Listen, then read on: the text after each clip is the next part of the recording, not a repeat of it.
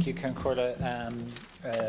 Minister, I think first and foremost just to note, given the nature of the cultural work and the employment status of individuals in the arts, that the COVID support payments that they're receiving is obviously very welcome, but to echo a concern that my colleague has raised, how they come out of this and respond and get back to doing the valuable work that they do in society would be of paramount importance. And I think, we recognise that there are a lot of positives coming out of this pandemic, in particular the videos that you referenced in your opening contribution. I actually watched one of them and it was fascinating, but one of the things that really caught my attention was the Dear Ireland project.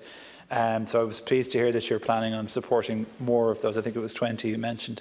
And I'd love to see more of that over the next few months, because of course there is a huge concern in the cultural and artist world in regard to the fact that the facilities are being opened on a phased basis, like libraries, for instance, in phase 2, but of galleries and museums not until phase 4.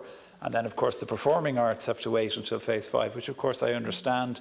It is the advice of our public health doctors, but it is, of course, a concern as to how they're able to respond to that. But I think, we can take the positives from this in terms of how the artist community will refocus and try and find a way of getting their work out into the public sphere, which is so valuable and so important to us. And one of the ways, I think, to do that is probably Culture Night.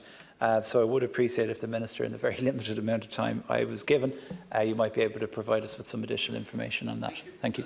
Just over